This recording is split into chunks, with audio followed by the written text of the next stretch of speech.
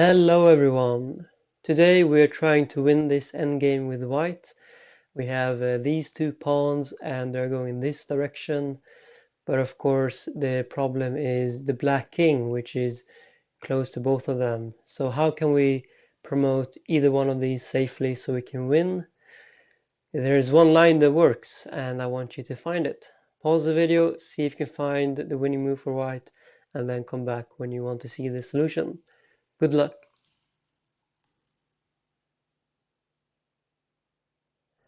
Okay, so what happens if we just play c6 check? The black king cannot take the pawn because then we can promote the other pawn and win. So black would instead take the e-pawn, and our king is just too far away.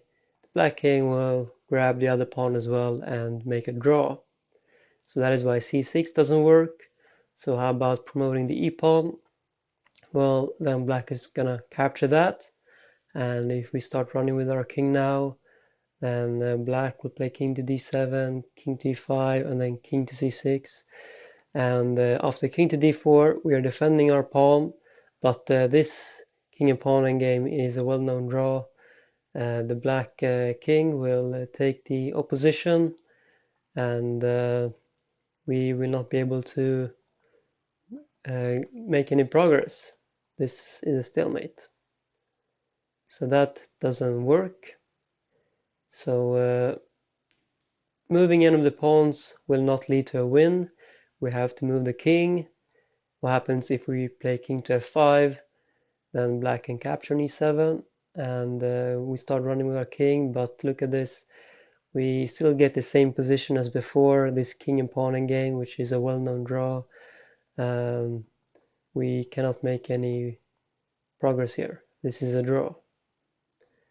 So instead of playing king to f5, we should instead play king to f6, which defends this pawn, at least temporarily, and black has to play king to e8, otherwise we're going to promote. And here we have to be careful, because if we play king to e6 here, then the black king has no more moves, and that's a stalemate. And if we push the other pawn to c6, then we are taking away the only move the black had, which was a king to c7, sorry, king to d7, and this is also a stalemate. So what should we do then? Well, we have to give up this pawn. We have to play king to e5. We allow black to capture, and then we play, what do we play here? We don't play king to d5 because black has the opposition, and we've seen this pawn endgame. It ends with a draw. Instead, we play c6, which takes away the d7 square from the black king. And after king to d8, we play king to d6, and we have the opposition now. After king to c8, we have c7, forcing the black king to b7, and we can play king to d7, and we will promote and win. So what happens if, instead of black playing king to d8, what happens if black plays king to e8? Then we don't play king to d6 here, because now black takes the opposition. It is our turn to play here, and this is a stalemate.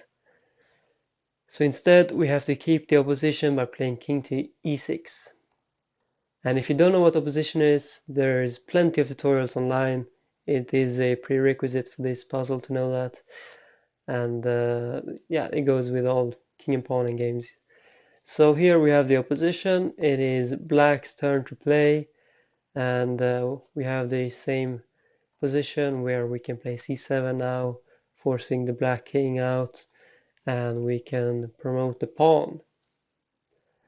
Okay, but let's go back a bit and see what happens if black doesn't take on e7 but instead plays king to d7. Here if we play king to d5, we have the opposition, and if black goes to c7, then we can promote this pawn.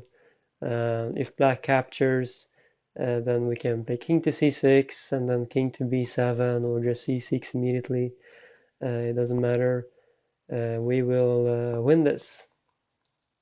So even if black doesn't take the pawn, we are still winning. So let's go through this line again. So we had to play king to f6, and the black king cannot go to the c file because then we will promote and we will win. So black has to go to e8, and this gives us an extra tempo now, because now we can get our king to e5, and our king is now closer to the pawns. And here, if black plays king to d7, then we played either king to d5 here and keep the opposition, or we could play c6 here, and if black captures, then we promote. If black captures the e pawn, then we can play king to d5, and king to d5, then king to d8, and we have the opposition here again, and we win. So if you found any of this, or if you only found that we had to play king to e5 here and not king to e6 or c6, then let me know in the comments, and I will see you in the next chess puzzle. Have a nice day. Bye.